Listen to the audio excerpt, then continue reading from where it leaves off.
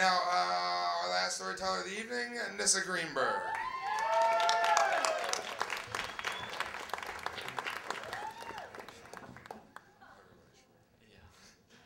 I moved to New York like every other fucking asshole, broke, and wanting to be a performer. And so I came to Brooklyn with this idea that I would tutor children in math for exorbitant fees for like 5 to 10 hours a week, and then I would just jerk off and watch Hulu for the rest of my days, because that's what performers do. But I was like a socialist, so I was like, I'm gonna do this and just hate myself, and that was fine. But what I didn't realize is that just because I had a math major from some weird liberal arts school in the Midwest didn't mean that I got to do my dream. And I found within 2 weeks that I was still broke. And now I had to feed my addiction to rent, so I had to get a job. And as you might notice by the rest of what I've talked about, I'm really lazy, so I got a job at the closest place I could get a job, which was a Key Foods in Prospect Park.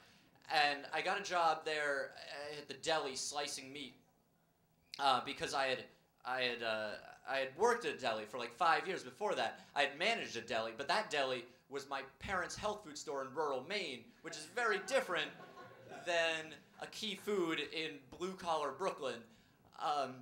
In that we didn't sell meat, and now I'm slicing meat. Just like one disappointment to my vegan father at a time. So I'm working with a very different group of people than my like Swedish socialist mother and my Jewish socialist father and my socialist self. And now I'm hiding this degree in math that I thought was going to be like the key to me having money in New York. I'm now hiding it because I don't want anybody knowing that I went to college, let alone some like liberal arts school that I paid $40,000 a year to go to. Because the three people that I'm working with are the first guy that I meet. Our first conversation went something like, hey, do we get a discount on this food because I needed money? And him saying, no, because our owner's a cheap fucking Jew. And I realized I didn't just need to hide my liberal arts education, but my last name too. And then the third guy I met was Dennis, whose first sentence to me was, I fucked my prostitute last night, you know, the one named Yo-Yo. She's Chinese. And so I realized, oh, I also need to hide my feminism and non-racist stances. And then George is who I feel like I should call him my friend because he was the person I hung out with most, but he was in no way my friend because our first conversation involved me looking over while I was slicing meat at him drawing a square that was subdivided into 4 smaller squares on his hand, and I said, what are you doing, George? And he said, oh, just covering up my swastika tattoos. Oh, great. So these are the people I'm working with. And George, so second day I'm working there, I realize I'm quitting, but I need money to pay rent, so I decide I'm gonna work 2 weeks. After a week, I'm gonna go to my boss, I'm gonna say, hey, I have to leave. So after a week, I go to my boss and I say, hey, I have to give 1 week's notice. I got a job at the Children's Museum, because I'm pretty sure that lie is gonna be foolproof because none of them are legally allowed near the Children's Museum. And so my second week on Wednesday, George comes up to me and goes, Nisse, we gotta talk after work.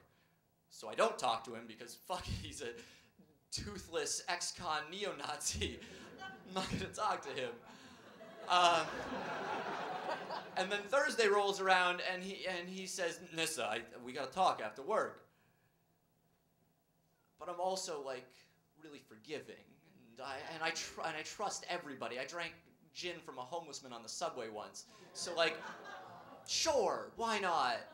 And so Thursday after work, I say, okay, George, I'm gonna meet you after work.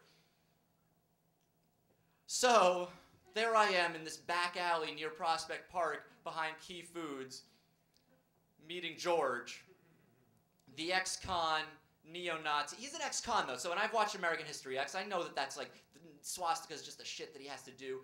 Though, to be fair, he also, like, when we were working together, the other tattoo he commented on was this old Jewish lady who came in with like numbers on her arm, and he didn't comment like, oh, that sucks for her. He commented like, ha ha ha, look at that. Ah, fuck him. So I'm in the back alley with toothless ex-con neo-Nazi George, and he's smoking a cigarette, and I look at him, and I come out of work, out of Key Foods. I didn't kick any boxes past any registers. I just saw him, and I said, oh, hey, George. And he looks really nervous, and he goes, Nisse, I like you. I go, neat.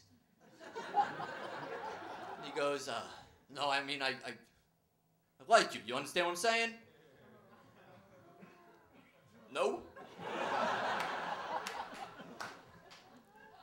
It's a quote. I'm a bisexual, and I would very much like to make love to you sometime. But I'm a capitalist, and he didn't have any money, so.